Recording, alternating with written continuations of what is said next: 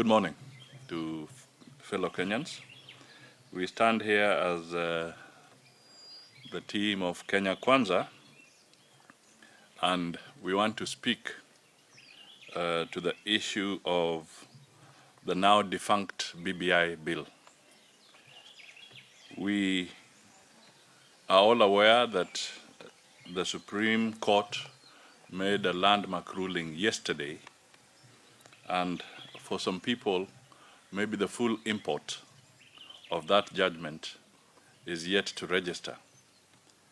But we want to emphasize some very critical points in our statement today so that Kenyans can be fully seized with the implications and damage that has been caused or inflicted on the Kenyan people by this process that was full of sound and fury, and at the end of the day signifying nothing.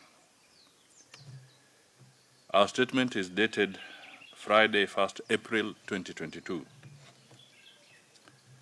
First, the Supreme Court of Kenya, the apex court of the Republic of Kenya, under Article 163 of the Constitution, has on Thursday, March 31st, 2022, declared null and void the Constitution of Kenya Amendment Bill 2020, popularly known as the Building Bridges Initiative.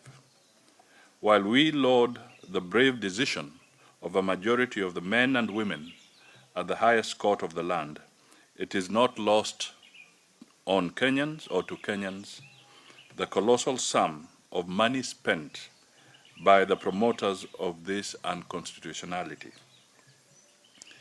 We are aware that the Building Bridges Initiative Task Force spent approximately 10 billion Kenya shillings of public money in hotels, purportedly for collecting public views on the now declared unconstitutional Bill 2020. Further, we are aware that some accounting officers particularly violated the provisions of Section 66(1) subsection A of the Public Finance Management Act of 2012 by using public funds to finance the hefty expenses associated with the popularization of the BBI initiative.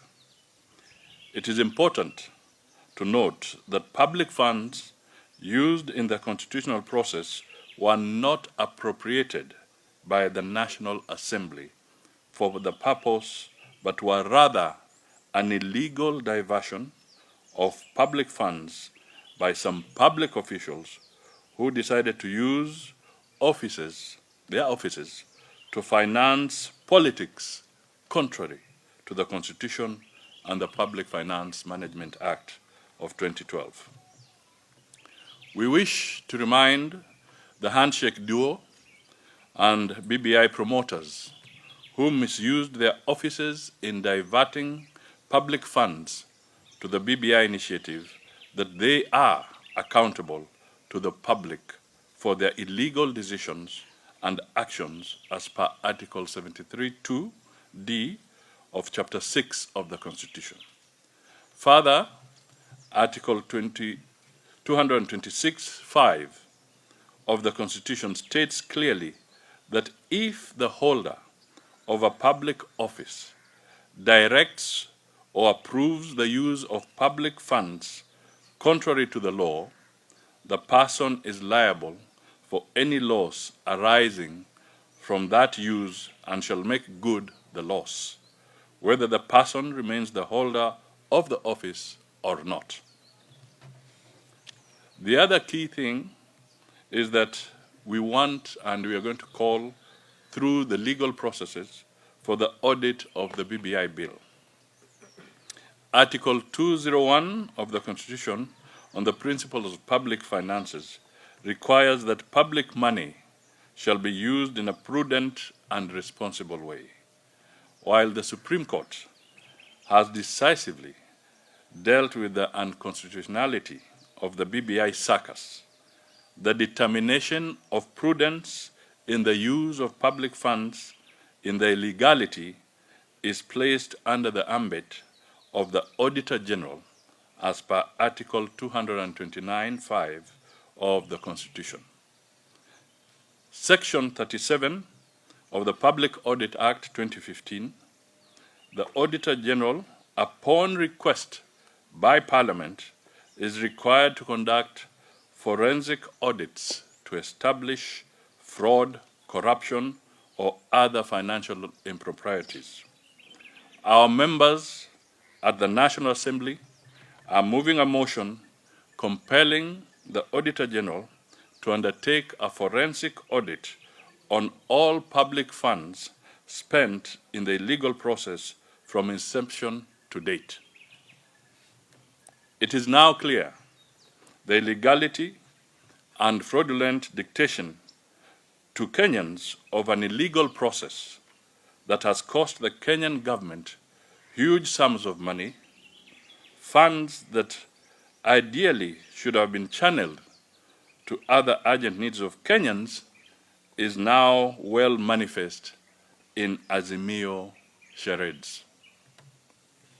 It is evident that the same arrogance meted upon Kenyans on BBI is well coined in Azimio, where public funds are corruptly and brazenly used to fund Azimio campaign activities. Time has come for change. The said change can only manifest through the ballot. Kenyans must reject the disrespect being advanced to them by those seated in higher offices. We in Kenya Kwanza Alliance reiterate our commitment to stand with the judiciary. We salute the brave women and men who braved the odds of the day and delivered a judgment well coined within the law and more specifically standing with Kenyans. It is important to note that the BBI, as crafted, would have cost Kenyans an upward of an additional 5.65 billion Kenya shillings annually to implement. We laud the judges for upholding the rule of law and sanctity of the Constitution. We reaffirm our resolve to actualize Article 173 of the Constitution on the Judiciary Fund. We applaud the Supreme Court for standing together with the people in their commitment to jealously guard and defend the sanctity of the Constitution. We are therefore reminded that, and I quote Abraham Lincoln, "It is apparent that the people are the rightful masters of the cause." Masters of the cause.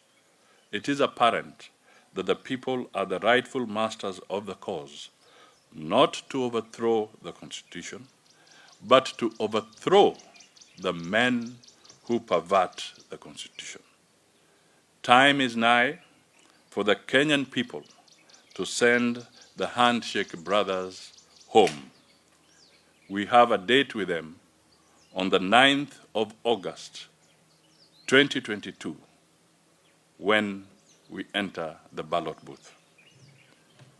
It is clear that the handshake reggae has been stopped and time for the Kenyan people to be serenaded with the tunes of changing the economy, the tune capsulated in the new dance, the dance to make Kenya a safe haven for all, a just society, and one that each Kenyan has their dignity intact and takes pride in.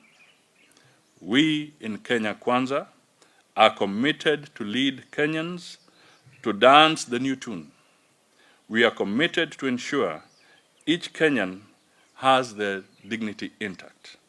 This can be realized through the blueprint that does not neglect the downtrodden or the bottom-trodden and ensures all Kenyans have money in their pockets. God bless Kenya, and this is Kenya Kwanza Alliance. Thank you. Thank you very much. Excellent.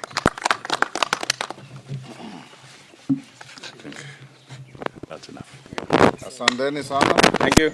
Have a good day.